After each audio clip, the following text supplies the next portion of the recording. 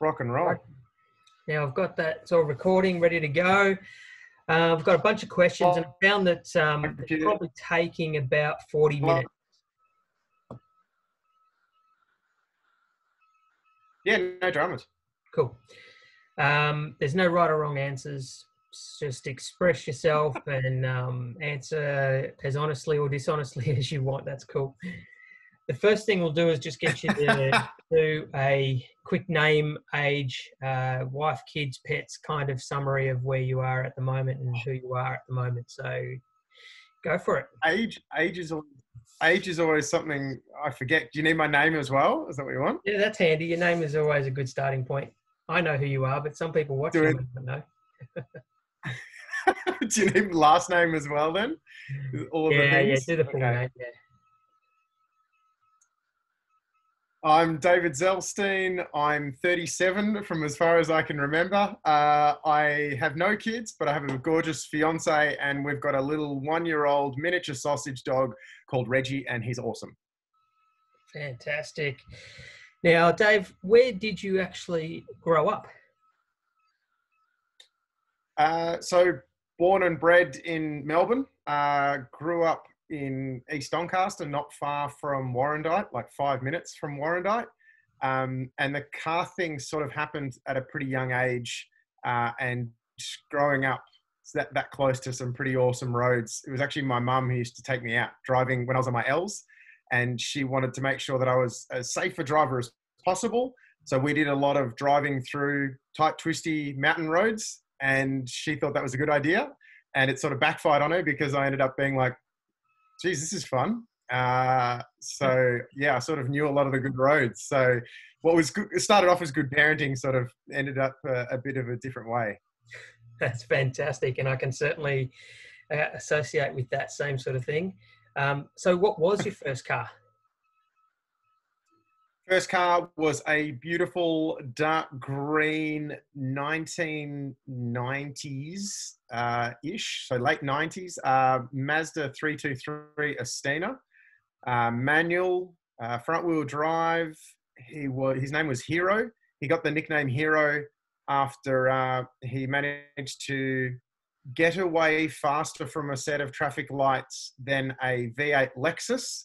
Late at night. It may or may not have been wet, but I claim the win anyway. those Astinas actually had really quite a good look about them and stuff, and picking a manual would have been good as well. They were a good little car actually, so not a bad choice to start with. That's good. Our family only had automatics. My dad he's not a massive car guy, but he grew up, used to play with his old Mitsubishi Galant. And he had a Mitsubishi Cordia Turbo for a while. And then later in life, he had an Audi TT Quattro. So he's sort of a half car guy, but it's not really his scene. So at that time, when I was on my L's, when I was 16, everyone in the family just had automatics. So I actually learnt how to drive. I had basically my 2 years on my L's were learning in an automatic until 10 days out from going for my license. I bought my first car, which was my manual Mazda Astina.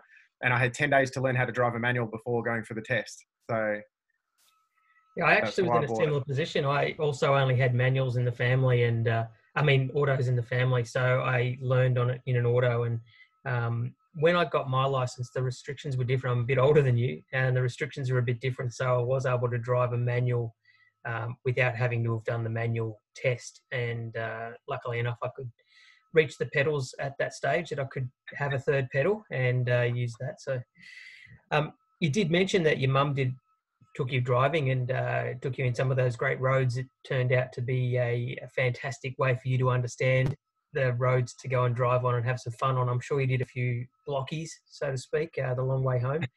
And with regards to learning to drive, so you obviously were taught by your mum during that stage, or predominantly, I assume, your mum. But who actually taught you to drive, like to the level of, getting on the racetrack and doing the other stuff that we get to do now? So Dad taught me how to drive manual effectively. So, like I said, did the basics with Mum and most of the hours with Mum, and then did some manual driving with Dad. And then my car history is sort of simple, I guess, in terms of I'd always been passionate about cars, from collecting Hot Wheels when I was a kid to slightly bigger model cars, the Brago model cars, and saving up my car washing money to do that. And then, bought my first car. I only had that Mazda Ostina for about a year, 12 months. And then I bought a silver R34 Nissan Skyline GTT when I was 19, which was a big investment, and was working hard to pay that off. And then when I got that car, I wanted to I basically did a level 1 defensive driver training course, and then a level 2 advanced driver training course. And then my first time on track was at a John Bow high performance driver training day. And my instructor on the day was a young man called Dean Samet. Oddly enough, in my Skyline. And that was at Sandown Race. Jesus, I don't remember. That was at Sandown, and I had a ball, loved it, but I also didn't want to break the car. That was one of the big things that I was like, oh, this car's cost me too much and I don't want to break it. And about that time, I sort of started to get into drifting a little bit as well, and interest in drifting. It was sort of big in Japan and getting bigger in Australia. So I ended up buying a 1989 Nissan SIL 80. For those who don't know, it's a 180 SX with an S13 Silvia front. 1.8 litre rear drive, turbocharged. It arrived with a half cage in it, and then I basically stripped it out and modified it a little bit more from there. Street registered, and then I joined the Nissan Dadson Car Club, and they had a day at Haunted Hills, Bryant Park, in Melbourne, and went out there for the first time, and it was bucketing rain, and a whole lot of people went home, and a bunch of us stayed and did skids all day around Haunted Hills, and I was like, this is perfect. So I had those two cars for a while, really got into hill climb. I like the idea of combining a track day where you've got marshals and safety and a controlled environment and ripple strips, and you can do laps and there's not wildlife running out onto the road. But hill climb sort of made it feel like it was still a twisty country road, less margin for error, grass and walls and things like that. So the risk felt a little bit higher in a good way, but still controlled. And so I sort of fell in love with hill climb that way, and then switched between track days and hill climb sporadically, over the years.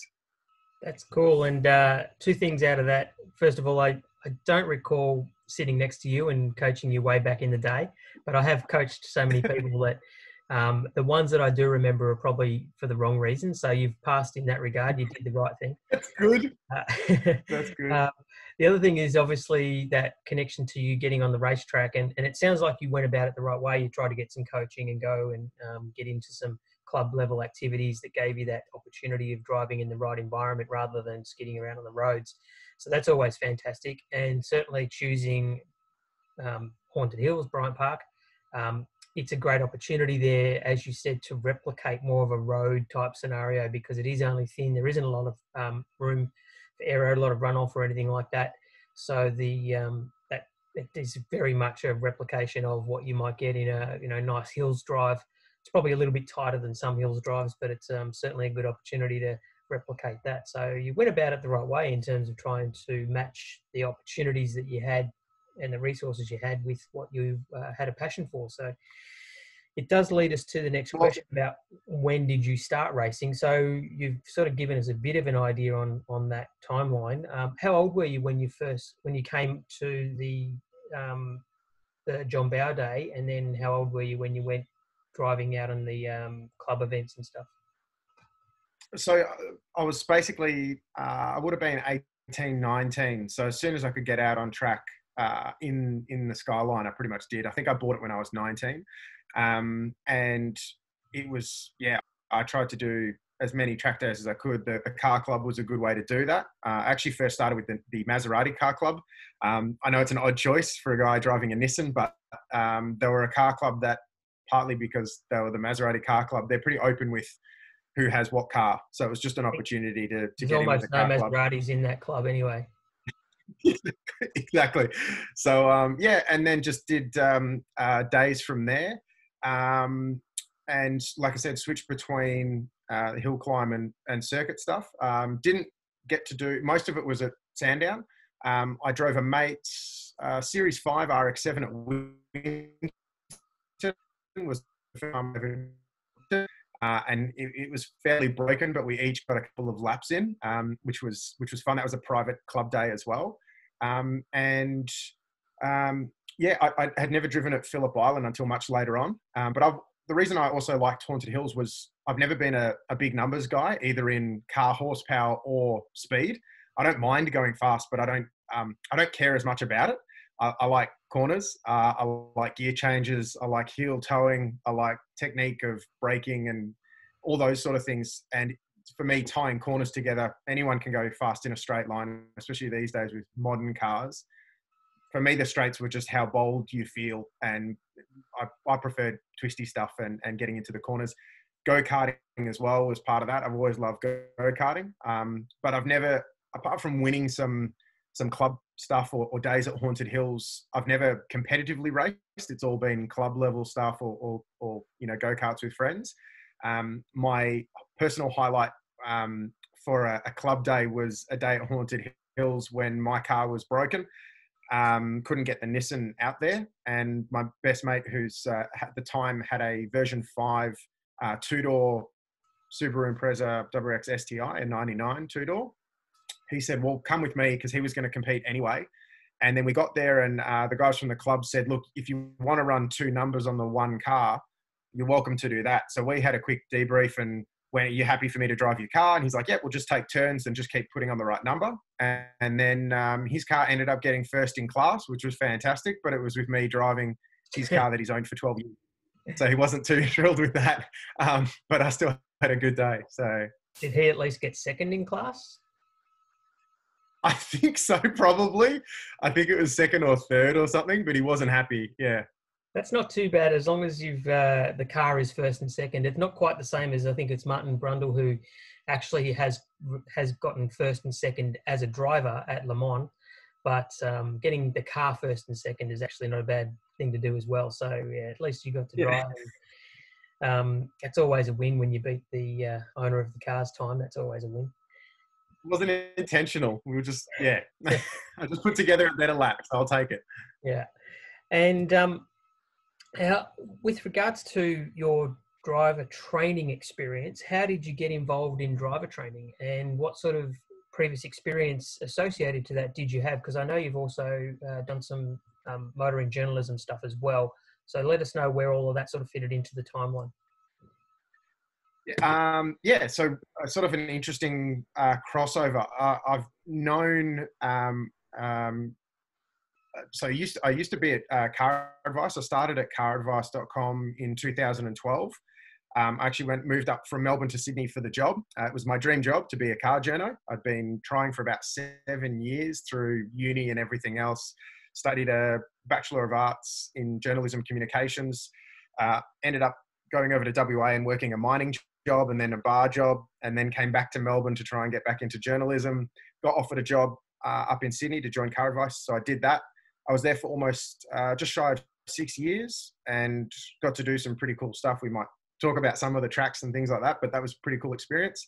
And then one of the guys I worked with also has done some work for another driver training organization, and they needed someone to help out occasionally. So I started off doing some occasional days, and then that turned more regularly. And then I left Car Advice in just after World Time Attack 2017, so about mid-October, and then did some freelance stuff from November. And then part of the freelance work was that I was more available to do more driver training, and then started doing from about 2017 onwards more level 1 defensive and level 2 advanced, and then more track days. And partly through my interests, partly through meeting people along the way, some test drivers, some rally drivers, and a bunch of other people, just learning techniques. And like I tell people in terms of driver training and what we do, whether you're a racing driver or a driver coach or a driver trainer, none of what we do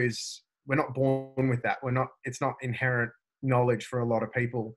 I think the driver training stuff, even the level 1 and 2, helps a lot understanding vehicle dynamics. I also got to do some stunt driving training as part of that, which is really cool. I think having a key understanding of vehicle dynamics really helps. A lot of what the inputs are that we do with a car, other than just the basics of sitting and vision and things like that, but understanding weight transfer, understanding the effects and, you know, of tires and movement and things like that makes a big impact. And I think the greater that vehicle dynamics, for me anyway, personally, helps understand what the objective is of trying to get the car around the track as fast as possible, but as safely as possible. So learning from a lot of other people, but it's all learned stuff, you know. I've learned some really, really good things, some key things from different drivers. Like I said, from rally drivers to development drivers, test drivers for a couple of brands. And for me, I try to be as much of a sponge around those people as I can. A lot of racing drivers, from interview stuff and writing pieces, and also just chatting with people, trying to pick up as much as possible about what works, what doesn't work, and things like that. And then combining that and putting that knowledge into hopefully, you know, an easily understandable format that other people can get benefit out of in terms of driver training as well. And that's a perfect summary of what we're about at Evolve Driving too, where, you know, we want to get people to get around the track safely with an understanding of how the car is behaving so that they can do it without us next to them sometimes as well, and to still enjoy it. And like you said, it is a learned thing for most of us who, like yourself and myself, we didn't grow up in go-karts at 8 years old and all the rest of it. We have had to learn it, whereas some of the young kids coming through these days in motor racing have done it forever, and it's almost more difficult for them to teach someone because it's not something they've ever had to break down and understand. They've just always done it, and it's a natural thing that just flows on the other end of it. So I've found that a lot of those people are not necessarily good coaches because they haven't analysed it to the degree or learnt it in a format that is something they can also transfer to others. But that's basically, it really comes back to being passionate enough about it to break it down to that level. And someone like yourself is definitely passionate about it, which is why you're a part of our team. That's for sure. We love your passion and excitement about what we all do. Well, I think it's also, you know, I've been very fortunate to end up doing the journalism work, a lot of travel, obviously a lot of driving, a lot of getting opportunities and things like that. But the driver training stuff is a great opportunity. I'm passionate. My dad's an emergency physician. He's been working in ERs for about 40 years. And growing up, my whole family's pretty much all medical people. So seeing the other side of the road trauma, that's a massive issue around the world, but particularly in Australia as well. So it sort of became wanting to contribute and to give back. And in terms of even level, you know, defensive and advanced driver training, is just getting people to understand that driving is a skill, whether it's in and out of your driveway, whether it's with a caravan or whether it's on the road every day or on the racetrack. It's something that requires some level of skill and concentration and some work. And unfortunately, a lot of the trauma that we see on the roads is of our own doing. It's very rare that we see a genuine accident happen. It's usually tied back to something that we've done wrong. And if we can improve that, we can improve the outcomes on the road. And in terms of the racetrack, same thing. People have incidents on the racetrack when they have no idea what actually went wrong. And you've got to understand that sort of stuff. I think there are plenty of drivers who drive with an inherent nature and skill, and they drive from feel, and they can do an amazing job like that. And there's a lot of drivers who don't understand, who, you know, from a mechanical background, like someone like Craig Lowndes, who has a mechanical background. He understands the mechanics of what's going on and can help an engineer with that sort of information. But there are some other drivers who are just like, it just doesn't want to turn. And that's all they can say. They won't even know what the word understeer is. It's just, it doesn't want to turn. And that can be helpful with the right engineer as well. But I think for driver training, it's understanding what's going on, cause and effect, and then trying to work out how we can improve on that. And as you said, to get the person into the headspace where they can work that out for themselves. So get a lot out of the day, but then build on that by themselves as well throughout the day or throughout another day. Yeah. And there's a lot of things that we teach on the racetrack that is just as valid on the road, but without the speed and intensity, the skills and the awareness and that attention that you need to bring to it. And a lot of people don't see that. They drive like, you know, they're lazy and they're one hand on the wheel and their vision is shit and all this sort of stuff when they're on the road. And then they get on the racetrack and they spend the whole first half of the day just trying to get rid of those habits and build up to the racetrack kind of style of driving. when really Yep. driving is the same on both environments. It's just a matter of the intensity that you bring to it. And they forget that they can practice on the road for their benefit on the racetrack and vice versa, but they just think that they're such different environments, which to some degree they are, but they're not. The techniques are basically the same. Yeah, and it's one of my biggest, I wouldn't say secrets, but one of the things I tell a lot of people is, like you said, it's a really, you see a lot of people, a lot of clients will go out for the first few laps when they're driving, and you can see the tension in their shoulders as they go, okay, I've got to pay attention. The eyes are like dinner plates, hands are a bit really stiff on the wheel, and they're really concentrating. They're trying to listen. They're taking on board everything. And then you go, cool, let's bring it in. Like, session's done. And straight away, hand goes on top of the wheel. They relax into the seat a little bit. And I'm like, on a cool down lap, you can still use exactly the same techniques. You can still keep your hands at 9 and 3. You can still keep your vision up. You can still work on your braking. All those things still apply. It's just that we're going at 80% or 50% as we slowly cool the car down. So use that. You pay for the whole day. Every lap counts. So use that cool down lap to still, because when they slow it down, then often they go, oh, now I know exactly where to put the car. And then it's easier to build up the speed again. So a lot of people switch off even on the cool down lap. I'm like, use the cool down lap. It's the same price. Exactly. Now, you did sort of touch on it before about your previous experience and sort of the stuff that was associated through the motoring journalism job that you had. Expand upon some of the experience you got there and what sort of, obviously as a motoring journalist, you get invited to some fantastic gigs in terms of car launches and things like that. So I'm sure you might have had some exposure there. So let us know some of the stories of that. There is a bit of a rank with gigs. So generally a lot of the high end supercar stuff tends to go to the people who either own the business or are higher up involved, which is something I was never overly fussed about. I just like getting on and doing my stuff. I really liked a lot of the comparison stuff. That was something I really enjoyed. So getting to drive different cars back to back, whether it's 2 cars or 3 cars or 5 cars, whatever it might be. And I tended to do a lot of the performance driving and the racetrack driving. So again, doing part 1 on the road and part 1 on the racetrack would be really good. And for those same things we talked about, understanding the car, trying to keep the driver as consistent as possible to see the differences in the cars.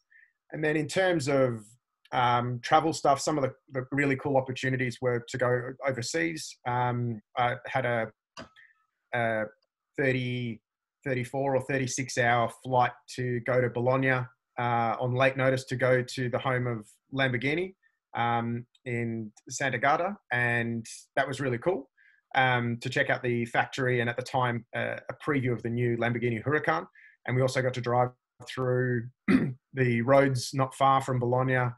We had I think it was about 4 hours or something in a Lamborghini Aventador driving in Italy. And that was, pretty phenomenal to have that opportunity. In terms of tracks, I've been able to opportunity to drive around some pretty cool tracks. I got to do Bathurst here in Australia in a Ferrari F12 Berlinetta, which was fantastic because it's a cool car and it's an awesome track. I'm sure we'll talk about tracks later on, but it's a really cool track. So that was pretty good. And that was a Bathurst 12-hour weekend. So there was a lot of crowds and pretty high-end cars around anyway. And yeah, I got to go oh, absolutely. And probably the coolest one was I got to go to Portimao in Portugal with the McLaren to drive. At the time, it was the international launch of the McLaren 570S. And I'd never been to Portimao at all. I knew about the circuit from other videos and things like that.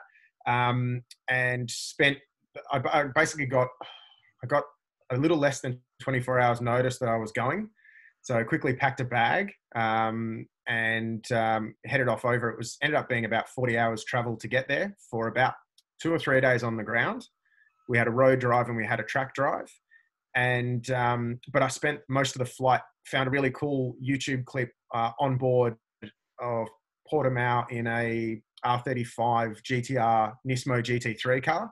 And so I was just trying to learn Portimao by watching this onboard, and spent most of the flight doing that, trying to learn the circuit, just so I knew which way. You don't want to come down the main straight and turn left when there's a big right-hand bend and things like that. So Not a good look for the Australian. And then I got there and got to meet, at the time, Chris Goodwin, who was the chief test driver for McLaren. He did a lot of stuff people who follow McLaren would know. He's now Aston Martin. Yeah, awesome. And got to meet him and their driver training and driver coaches who coach the guys who have bought like McLaren P1 GTRs and stuff like that. And all the driver trainers loved the 570S. It was different to some of the higher end cars in that it didn't have hydraulic suspension and things like that. So it was more basic in terms of the McLaren hierarchy. But a lot of the drivers liked that it was sort of a bit more pure, I guess. So driving around the circuit was cool, and then learning as much as I could from those guys was a pretty amazing experience. And the funny thing was, this is years later, I was driving the 570S. There was a Mantis Green one that we got to drive on some amazing roads around Portugal. And I was like, why is this car so good? And part of it is the hydraulic steering, that a lot of high-end cars have electric steering, and this still has a hydraulic system. But why for me it felt so good is it actually reminded me, in the way it handled and drove and changed direction of it, it reminded me of my hill climb car, my Nissan Sil 80. So I'm driving this brand new $400,000 McLaren and being like, this is awesome. It's like my 1989 Nissan. This is great. So yeah, that was pretty cool. That is cool. That's some amazing experience and opportunities that you were given there. And it sounds like you tried to make the most of those. So you didn't just roll up to Portimao and hope for the best. You actually spent 40 hours on loop watching laps of the track. So very dedicated to get a result there. Well done. You can't take those opportunities lightly. I think you always got to do a good job. And as I said, I enjoy the technical side of understanding and like I said, particularly with comparisons, is looking deep into a press release or finding out what's actually changed, asking questions. I got to drive a racetrack in Spain. I can't remember the circuit for the launch of the Polo GTI a few years back. And I spent a good day and a half hassling one of the engineers to find out. They said that they had a thicker rear anti-roll bar in the Polo GTI, and I had the previous generation, a 9N Polo GTI, and I love that car. And I was like, oh, how much thicker is the rear sway bar? And they're like, oh, it doesn't matter, it's thicker. And I was like, even the press release, the kit, everything just said it was thicker. I'm like, how much? I just want to know the actual specifics. So yeah, ended up befriending the engineer, and then he got on the source one night at dinner, and I was like, please, you got to tell, I just want to know how much thicker it is. Like, is it 1 mil? Is it, half a mil? Like, so eventually we got the answer, and I was happy that I had that in my copy, which I knew no one else in the world would have had the answer of. Everyone else just would have written what was in the press release, which was that it was thicker. But I had the actual measurement, which made me happy, even if no one else noticed. That's pretty awesome. That is good. In terms of Portimao, I think Formula One are going there, aren't they, this year? Yeah, it's coming up, and I'm excited because in the era that I've been watching Formula One, I haven't watched them race at Portimao. I'm pretty sure they used to, but I haven't seen the F1s there in recent times anyway, not in any modern times. So, but no, not in modern track, isn't it? Yeah, it's an awesome track. It's a lot of it's for a big racetrack like that. There's quite a bit of elevation change, which I think is why people like it. Lots of big uphill and then over crest downhill. It's also vision is a bit tricky because there's a lot of blind corners and things like that. So it's a track that when you can commit quite a lot, it's pretty wide and it's very, like, in parts it's very fast. I mean everything's fast in a new F1 car, but I think it's going to be pretty full on. Yeah, turn one's pretty tight, but then there's the rest of it's pretty flowing and high paced. And the back section, last few corners that lead onto the main straight, and the main straight's quick. Like even in the McLaren, with Chris Goodwin driving, I think we did about, I think it was probably over 270 or something like that. It was, yeah, he went quicker than I did, but he's done a few more laps around than I have as well. the guy can steer. Just sidetracking a little bit, we'll get back to some driving stuff in a moment, but what do you do off track? What are some of the things, hobbies and skills or activities that you do off track? So whether that be, what are some of the work things you might do off track, because driver training may not be the only thing you do, but what other hobbies and things? Are you musical, I don't know, any of that sort of stuff? Dino, I'm a pretty boring, one-dimensional kind of bloke. No, I love cars, so my life has revolved around cars for a lot of it.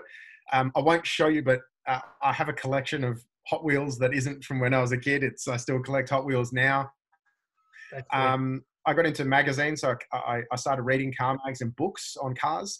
I liked school, but I wasn't that big on reading when I was very young, like primary school. Didn't want to read the textbooks. And so again, my mum swooped to the rescue here and bought me a bunch of car books and car magazines and subscriptions just so that I would read. And that I just got hooked on all that sort of stuff then. So when I became a journalist, mum always laughed because she's like, when you're a kid, you didn't even want to read anything. And it was me who got you into car mags, and now you're writing about cars. But jokes aside, I'm a reasonably active person. I like running. Lockdown's been terrible for a lot of people, and it's been a struggle in different ways for job stuff as well. But fortunately, I've got a home gym in my place.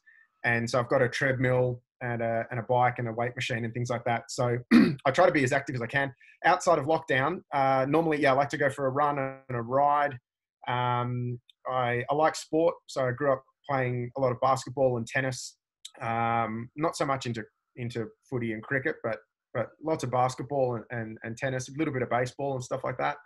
Anything hand-eye coordination, I enjoy. Learned how to juggle when I was working in mining in WA a few years back because we were bored. So a guy taught me how to juggle. I enjoyed that. I still do that every now and then. In terms of other business activities, again, it comes down to cars. So part of going freelance, I did a few articles for the guys at Jalopnik, which are based out of America. Did a few stories for them. And some stuff for the local guys here for Speed Cafe and for Rally Sport Mag. Did a few pieces for those guys. And then launched my own YouTube channel doing car videos, basically just in-depth, long-form car videos, trying to go through every nook and cranny, outside, inside, and then basically what it's like to drive. And obviously it's my videos, but what I like is that I don't rate the cars. I don't give them a score. So in terms of manufacturers as well, I'm never going to give a car a bad score because I don't give scores. It's more about giving people as much information. Again, the stuff that I like, the in detail stuff. Whether you're looking at a car or you've bought one, I've had some really funny comments from people who are like, I've got one of these and I didn't know it had that, or I didn't know it could do that till I watched your video. So that's pretty cool. But again, unfortunately, the filming on that sort of had to go on hold because of lockdown. So there are some cars lined up. There's some pretty cool cars lined up to film. But I guess it was also borderline in terms of what you can get away with on a technicality of work and not work at the moment, even with stage 3. But again, my family being healthcare professionals, I think the smart thing to do at this stage for me personally is just wait till we can do things properly. And then get back out there and make some more videos in the meantime. And hopefully get back to driver training when we can get back on track. So sort of extending from that, what are some of your favorite cars? It's such a tough call. It's one of the, I think it's, as a car person, it's always a question people ask is, what's your favorite car? And I think that's a difficult one. I've also, again, whether you're talking race cars or road cars, it makes a difference as well. With part of the other freelance work stuff I've done is with digital content creation. So I got to work with Hyundai and Performance for a couple of years doing some content with them and going to superbikes, but covering car events like World Rally and Formula One and stuff like that as well, and producing content for them, which has been really good and a lot of fun. Road cars, I'm pretty old school. You may have been across Gordon Murray's new T50 supercar, and a lot of people are pretty excited about that. I'm mostly excited about that, but I'm already, I don't know if it's the handlebars or not. I'm already a grumpy old man, Dean, and I like old school. Me and my mate were talking about this, trying to work out our era. I was born in 1983. The 90s and 2000 era of JDM, of Japanese domestic model cars or domestic market cars, were my bread and butter. I love that. I used to work at a tuning shop working on tuning Nissans, just bolt-on stuff, dyno and turbo and intercooler and stuff like that. And I fell in love with that. So that era of cheap power, I'm not into, I mean, I love all cars. I'm not a bias towards anything, but really old school classics. I dig them. My fiance's got a 1959 model FC Holden special sedan, and I love driving that thing. But I kind of like ABS generally in a road car. I kind of like power steering generally in a road car. They're two things that I do like, but I don't like all the different modes of make the exhaust noisy or quiet, or make the suspension comfortable or stiff. I don't like modes. I like you turn key, you buy what you know, run what you brung. That's why I bought a 99 Subaru Impreza WX as a bit of a banger. I like that it's just how it is. You turn the key. If you don't like the suspension, don't buy one. Old M3s, same thing. Awesome cars. The old V8 M3 was an absolute awesome car. And then modern cars are super cool, but they're so fast and it's easy fast. And so especially with what we do with driver training, I think people don't fully appreciate how much the car is doing for them and how much more they can get out of the car because of how good the cars are these days. One of my I guess teachers from the past as well used to say, you know, people come and do a track day, and 20 years ago, if you came out in a stock Commodore or Toyota Corolla, it would last about 2 laps. Any circuit, 25, 30 years ago, it would last 2 laps tops. You'd have no brakes. The thing would be busted. Now you can get a brand new Corolla or a Commodore or something, and it'll lap all day, every day. There's no issue. And so the level of how far cars have come is excellent, and safety is a big part of that too. But I guess, yeah, I like an old school car where you've still got to drive it, or cars that at least sort of feel like that. So best car of all time, to answer your question a long way. I love a McLaren F1. I think the McLaren F1's so cool for so many reasons, and that engine sounds amazing. Yeah. Ferrari F40 is probably my ultimate car in terms of having, you know, being able to either drive it or have it in the garage, because it's an F40. It just looks cool. It sounds cool. It's got the stupid driving position and the bad steering wheel and offset. They're not comfortable to sit in. They're all skew-if. Yeah, but that's what I like. I like that if you're driving one, you're committing, you know? Yeah. But I think the blend, for me, the perfect blend of that sort of silly supercar and daily drivability, the 997.2 GT3 RS 4-litre would be my car. Not a whole lot of modes, pretty basic in terms of, you know, at that time, what the different options that it had. Cage in a street legal car, big wing on a street legal car, sounds awesome, drives awesome. Yeah, if I had stupid amounts of money, I would have one of those. But I've also got one of the last ever Holden Utes built in Australia, and I treasure that car. And that's you know, just a manual V8 with push rods. It's about as untechnology as you can get, and it's awesome, and I love that thing.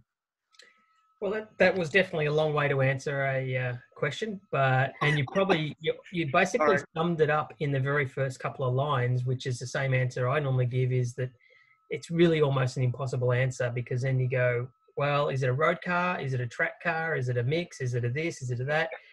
There's no one car. That's the thing about what we do with our job. I think we've had that opportunity of being exposed to so many cars, and you realize they've all got something different about their character. None of them is the best car. They're always there's something good about it. There's something bad about it. There's no one car that's going to be perfect for every environment you're going to drive in. So yeah. Yeah. For me, fun is the most important thing. Slow car fast, that's me. Rather than fast car slow, that's me all over.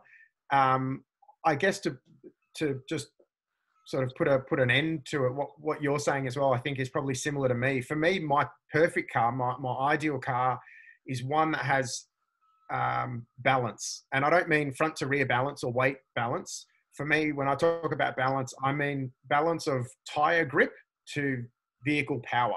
Yeah. So these guys who are like, oh man, yeah, exactly. These guys who are like, man, 4th gear, floor it, and the thing just smokes the bags. I'm like, that's terrible. I like an element of throttle control. Yeah, exactly. I like an element of throttle control, but for me, like I said, probably the V8 M3 was one of the best at that. Even a Jag V6S F-Type, for me, had really good balance in that if you drive it neat and tidy, you could just get off the corner clean, little bit of feeding, and then you're basically at full throttle, and it'll put that power to the ground. And then as soon as you drive in a way that you want to use that weight to your advantage, you can slide the car, and the balance is still there. It's controllable. It does what you want when you want it. But then again, you can just neaten it up. And my Sil was mostly like that most of the time. Later, when it had a bit too much power, it got a bit too easy to light up the tires. But generally, that balance for me is the best thing. Out at Phillip Island, some of the best experiences I've had is either in a Caterham GT4 or a 911 GT3. And part of why I like driving those cars isn't because it's a Porsche. It's because those cars just do everything you want them to do when you want it to do it. And the communication is there, and that tire grip is there, that balance is there. Drive it well and it performs well, like a Toyota 86 or BRZ. Drive it well and it'll perform well. Drive it badly and it'll still be bad. Yeah, absolutely. I couldn't agree anymore. And you're right about the definition of balance as well. It is about the combination of grip, weight, all of that engine power and stuff, and the driving position and that gear shift and all that sort of stuff. All of that, the balancing, all of those things together give you that reward of the driving experience. And that's why Porsche come out on top so often, because almost across the board in their range, it ticks all those boxes. And that 997 you mentioned is definitely probably the pick of the bunch. It's a really beautiful machine, that one. I actually haven't asked that question to the other people that I've interviewed, because it is a difficult one for us to answer, in that we have, again, there's so many answers to it, but you've summarised it pretty well there. So, thanks. Now, getting back to some of the driving activity stuff. No, actually, before we do that, let me ask you about any favourite books or movies that you might have. One of my favorite books is, again, I can't remember the name now because I've gone blank, but there's a series of racing technique books, as boring as that sounds. And again, it's phenomenal to just go through and read that sort of information. But I have a big book collection. I just haven't gotten around to reading a lot of them. So books like Mark Webber's book, Nigel Mansell, Adrian Newey. I just think I'm into podcasts. I've gotten into podcasts since lockdown. I wasn't a podcast person before. And I used to say to people, I'm like, when do you get time to listen to a podcast? And now that I'm in lockdown, I just go for a run and listen to a podcast. So for me, a podcast is just like a book, an audio book, really. But yeah, my book reading, I've never been, part of why I didn't like reading at school was that most of it was fictional. And I've always been a non-fiction person. I'd much rather learn about something that's real or factual or historical or so even documentaries on TV, I don't tend to watch a whole lot of TV, but documentaries and things like that I find much more interesting and fascinating. Favorite book, I don't know if I have really a favorite book. Spot Goes to School or something like that. Spot Goes Drifting, that's my favorite book. Yeah, I like it. That's good. And I agree totally in that. I don't have enough time to spend in mindless fictional sort of stuff when I'm watching or reading. When I read or when I watch stuff, it's about, it's an opportunity to learn and take value out of something. Yeah. I tend to live in a real world, and I don't necessarily have those zone out times where I'm into, fictional stuff. Whenever I watch something that's fictional, I'm like, that's not true. You can't do that. It's like I just relate to realism too much when I see those things. So I can totally understand your answer there. Yeah, I think escapism is good for different people, and sometimes people need that. But yeah, if I'm going to invest my time, I definitely prefer something that I can learn something or take something away from. And autobiographical books, I think, are good. Schumacher's book as well is really good. I recommend this book though, Racing in the Rain. If you get a chance to find this book, don't watch the movie. The movie would be pretty shit adaptation of that. But read this book. You'll enjoy it because of the driving, but also because it's got stuff about dogs. It's a little bit sad, but I think we all understand the way life works. And it's not sad in a bad way. It's sad in one of those happy, sad ways. So read that book. I recommend that to you. I like it. Yeah. Driving in the It's rain. a little bit realistic. That's good. Thank you for the recommendation. Now we're going to get back to the driving stuff again and ask about have you had any opportunities over the years to have coached anyone or worked with anyone famous?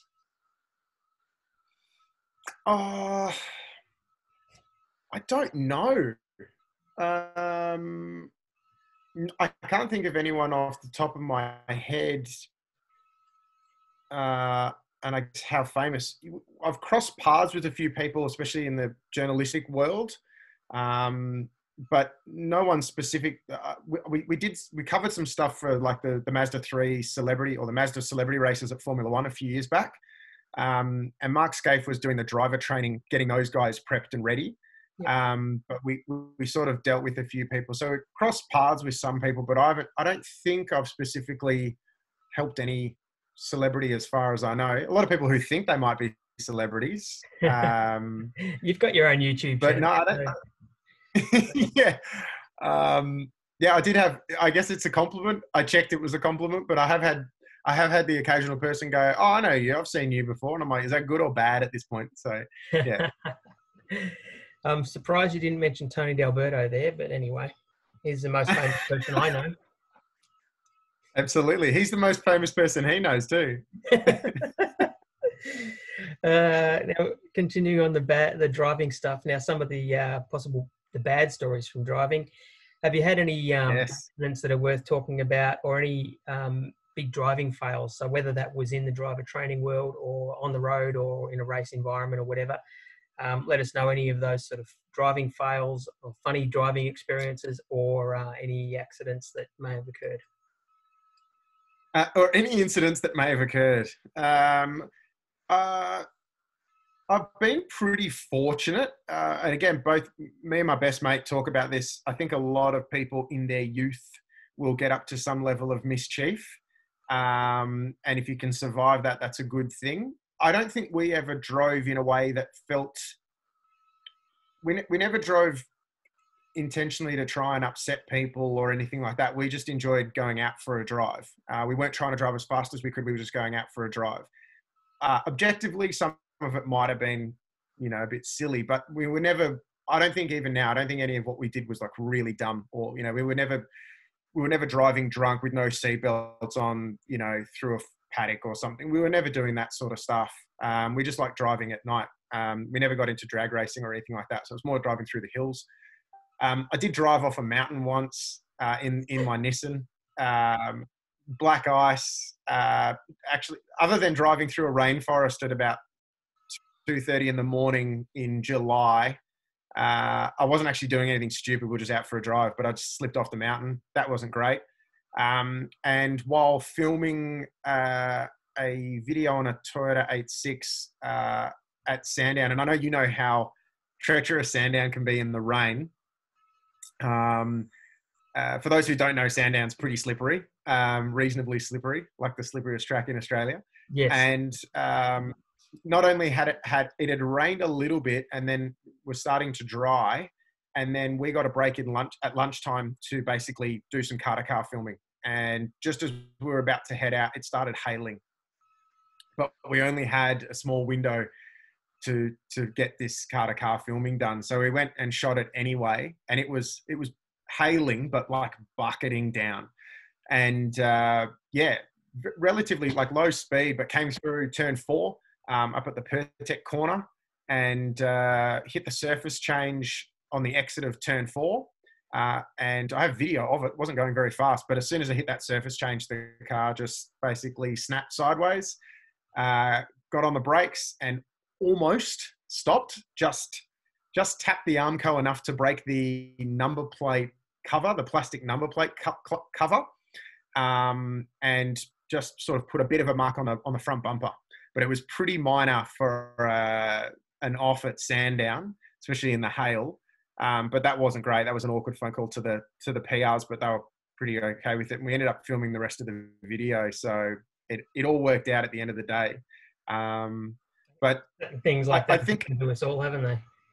Well, so again, my best mate is a chef. He's been a chef since we were about 18 or 19, and I'll tell him, I had this thing in the car. And we had a talk about it, and it's like, well, if that's your profession, if you spend all your time in cars, filming cars, shooting cars, driving cars, when something goes wrong, it's probably going to involve a car. If he's a chef, if he burns himself or cuts himself, it's like, well, yeah, that's what you do all the time. If you're a tradie, it's like, it's unlikely that if you're, you know, a housewife, that you're going to put a nail gun through your own foot. Carpet to floors, that's probably a higher chance that that's when it's going to go wrong. So yeah, not to take anything away from it, it's never great to have a moment in a car and you always feel terrible. But the amount of times, you know, I've been the guy that's, you're doing a skid, you know, 1.5 meters from a photographer, or the video guys have got cameras out and you're drifting past a camera or skidding past, all that sort of stuff, and nothing ever goes wrong and it's perfectly fine. You be as safe and careful as you can, but you're doing something that's inherently has some risk attached to it. So sometimes things are going to go wrong. All you can do is hope that the outcome's not that bad. It's easy enough to get a car fixed generally. So yeah, I don't think I've ever written anything off though. Yeah.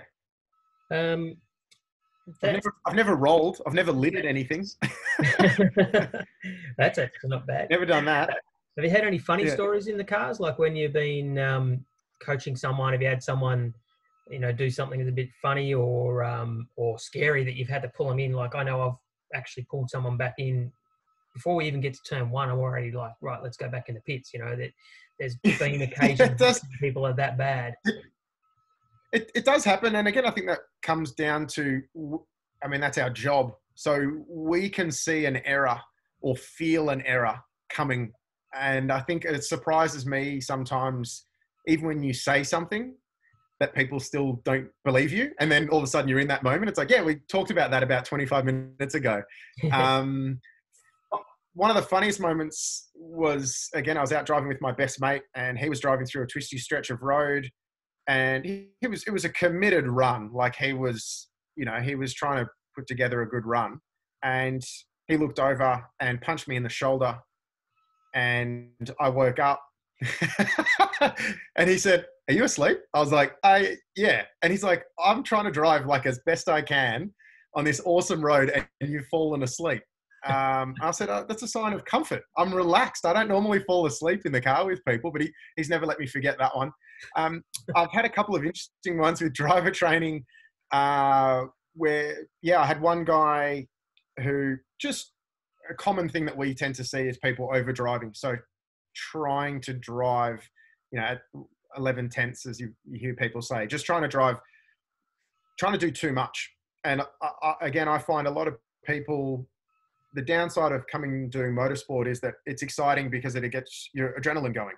And so you tend to start already being a bit more on edge. And as a consequence of that, sometimes you can rush things. People think because you're driving fast, you've got to do everything fast. So they're aggressive with shifts. They're aggressive with all these different things instead of slowing it down a bit. And I was sort of talking to the person about that and saying, if you keep doing this, you know, you're taking time away from yourself. If you can't get your braking done, if you can't get your gear changes done, you need to give yourself more time until you're at that point that you can push things quicker. Anyway, he had a massive, locked up the rear coming down into turn 9 at Sandown Raceway, Dandenong. And again, as we're coming off turn 6, and it was already like, make sure you get your braking done. And you're already seeing it from that point. So I was already, as soon as it started to, you know, lock up the rear, I was just like, just brake, and just put in a little bit of steering. It's never nice having to reach across, but a little bit of steering. And he just stayed on the brakes. We had a small spin, didn't hit anything, didn't do anything else. No cars. It was all fine. But I was like, this is exactly what we're talking about. And I guess it's not necessarily a scary moment. I've had people go pretty quick in the car, which, again, as a driver trainer, if you're going fast, we probably don't need us there. If you're just trying to drive as top speed wise, I mean, as fast as you can, we're probably not going to be impressed. We're probably more just want to jump out at that point. You don't need us unless we're telling you, you know, go. So sometimes you don't really want to have to intervene. I've never had to be really strong with anybody. And then the flip side is you get some people who have the best day they've ever had, who get heaps out of it. I've had a couple of people at Phillip Island. One guy who I've worked with a few times, who's got a really awesome had a really awesome R33 GTR. It's a beautifully set up car. And having looked after him a couple of times, built a bit of rapport and a bit of trust. And he's a guy that, because I know how he drives, he could trust me to push him a little bit in a good way, to show him that the car, there's more there in him and in the car. And when he took it on board, you could see him just go up levels, and the smile at the end of the day, he just said to me, he's like, "Thank you so much. I never would have done that without you." And it's letting those people, he goes, I don't need to do that by myself necessarily, but I wanted to, it was, one of those moments, you could feel that they've really gotten a lot out of it. And also in the wet, I had one guy at Phillip Island who at the start of the day, he's like, "I don't even know if I should be out here today because it's too wet. Maybe I should just go home." And I was like, "Mate, you will learn twice as much, twice as quickly doing a session today out in the wet than you will if it's dry." And he stuck around and we did our sessions. And at the end of the day, he was blown away how much he'd learned. And he said, "I'm so glad that you convinced me to stay because, yeah, the amount that we've learned today and how much improvement we've seen, that's the best stuff. Is you want to make a difference. It's the same as the road safety stuff we talked about at the end of the day. Is you want people to. It's just that moment, the little epiphany, that moment of realizing that there's stuff that you don't understand, but that's not a negative. It's something that you can, when you start to see the door open, it's like, oh, there's a whole new world of stuff there. And you can see their eyes just light up. And that's awesome. It really is rewarding, isn't it? No, I was saying this to someone earlier on about how with and it's kind of the next question for you, is they asked about my driving career, what do I see going forward? And I was like, I really just love my coaching. I really do enjoy it. And the reward of seeing someone take that next step and open up that next door and see where the next degree of learning can come from and the value that it gives them. It really does make you chuffed. It's why I do it and why I miss it so much at the moment. So. Oh yeah. And talking with people and all of that, it's a fun job that we get to do, to go out on racetracks and go in cars and, good clients, good people, it's pretty cool that we get to do that. And some dude who runs the business pays us for it, which is great. Yeah, he's a very good guy, I hear. So, do you have any other goals ahead of you with your driving career? Is it, do you have any sort of plans to get out and do some racing or to do something with your Rex or whatever it is, or any other goals within the career of driving in terms of driver coaching as well? I think at 37, I'm still confident that I can get a first podium before Nico Hulkenberg in F1. So that's no. I do. I had a friend who's a former racing driver who I do some driver training with, and he said to me, you could actually be very you could have been really good. And I was like, yeah, but I've never raced proper competitively. I didn't race go-karts. I didn't race Formula Ford, like what you were saying. So I don't know. And he's like, yeah, but you could have been. I'm like, well, unfortunately, a lot of people talk about money being unfortunately tied in with motorsport, especially at a young age. And as I said, my family they were busy working and my dad wasn't a car guy. So it wasn't a priority. I've always loved karting from that young age, but I've never had any foolish aspirations of aspirations of grandeur or anything like that I'd get to some high level. I'm happy with, occasional club level motorsport. Same as you, I enjoy driver training, and I've worked with some driver trainers who are in their, 60s and 70s who are still doing it. And I think that's admirable. I'd be cool with that. Again, if you can pass on that knowledge, I think everyone likes to say 5 to 10 years, but I'll say 20 years, I think in car technology and innovation will be interesting in our job, our line of work, and whether cars that you drive, just on track and how that's going to change and evolve, as it were, will be interesting. And the road safety thing is a big passion of mine. So there's some ideas around that. I want to keep doing videos. I love doing the videos on cars. I'd love to potentially take that, grow that more. But if I'm working with cars, if I'm producing content on cars, working with brands, manufacturers, or doing my own independent stuff, I'm pretty happy. I'm a bit of a simple utilitarian guy. I definitely want to. The Rex is a bit more of a project car, so the whole Newt's stock. It's going to stay stock, and I've just got to find a dusty barn to park it in or something like that. I think that's the rules. But the Rex, yeah, just slowly tightening it up. Things like better brakes and tires, and making sure it's running well. It's still 250,000 Ks on the clock. Fortunately for me, I was about to go out and get some new Advan 8008s for the car just before we went into stage 3 lockdown, just before COVID hit pretty much. And I'm glad that I waited, because I would have just been like, I've just spent a lot of money on tires and the car's sitting there. So when we get out of lockdown, I'll get some new tires on the car.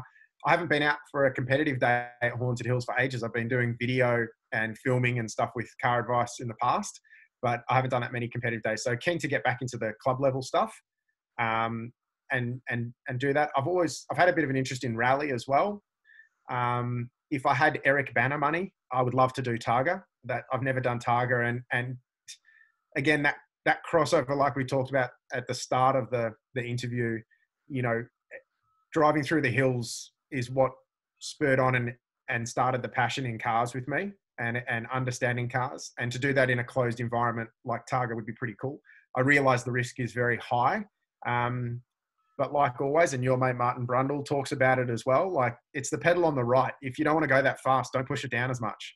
And I know the rush of blood thing can happen, but I'd be happy to do a Targa Tasmania in the Rex at like 30% and just get through it, and that'd be awesome. I don't need to try and bin the car and be the fastest, but yeah, I think Tarmac Rally would be pretty cool. I'd really like to at least try my hand at that at some stage. But mate, if I'm healthy enough to do work and get in and out of cars and climb in and out of Lotuses, that's the marker. If you can get in and out of a Lotus, you're healthy enough, you're doing okay. Doing much better than Cookie is at the moment. Then he struggles to get in and out of those little things. He's too tall, yeah. So you just need to find someone willing to sit next to you. I think that's the main thing. Yeah.